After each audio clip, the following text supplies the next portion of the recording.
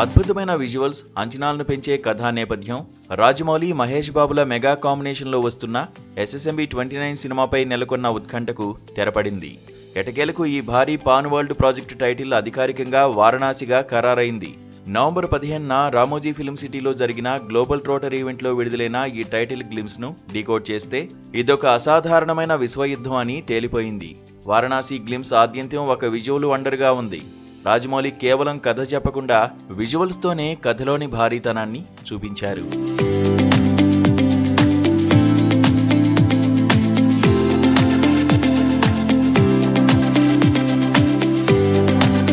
Cinema కథ 5వ శతాబ్దం నాటి పవిత్ర నగరం వారణాసిలో మొదలవుతుంది. అక్కడి నుంచి ఫ్యూచర్ 2027లోకి జంప్ అయి మళ్లీ అంటార్కిటికా, రోస్ ఐలాండ్, ఆఫ్రికాలోని దట్టమైన అడవులు, వనాంచల్ ప్రాంతాలకు చేరుకుంటుంది. ఈ ప్రయాణం త్రేతాయుగంలో ఆగి తిరిగి చివరికి వారణాసికి చేరుకుంటుంది. కేవలం కొన్ని సెకండ్ల గ్లిమ్స్లో ఇలా ఒకేసారి 8 విభిన్న ప్రాంతాలు, కాలమాన పరిస్థితులను చూపించడం సినిమా స్థాయిని పెంచింది.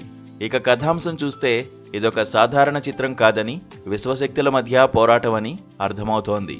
కథకు మూలమైన శక్తి ఏదో భూమి నుంచి భగభగమండే అగ్నిశిఖ రూపంలో ఆకాశానికి చేరుతుంది. తిరిగి కింద పడితే భూమిపై పెనుమార్పులు సంభవిస్తాయి.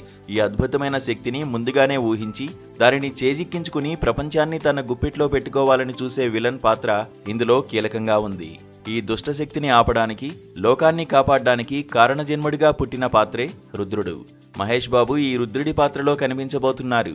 వీరిద్దరి మధ్య జరిగే ఉగ్ర పోరాటమే వారణాసిగా రాజమౌళి తెరకెక్కిస్తున్నారని తెలుస్తోంది. గ్లిమ్స్ చివరిలో రుద్రగా మహేష్ బాబు పరిచయం ఫ్యాన్స్ కు గూస్ బంప్స్ తెప్పించింది. రక్తం నిండిన దేహంతో ఒక చేత్తో త్రిశూలం పట్టుకుని నందిపై ముక్కోపిగా వస్తున్న మహేష్ ను చూస్తుంటే సాక్షాత్తు శివుడే కైలాసం నుంచి దిగివచ్చినట్లుగా అనిపిస్తుంది. మహేష్ మునిపెన్నడూ ఈ విధమైన ఎగురుతున్న జుట్టు ఉగ్ర రూపంలో కనిపించలేదు.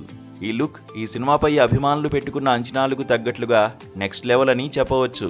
అయితే మహేష్ ఈ టీజర్లో 4 చోట్ల కనిపించి చివరికి ఫైనల్గా రుద్ర రూపంలో గూస్ బంప్స్ తెప్పించాడు.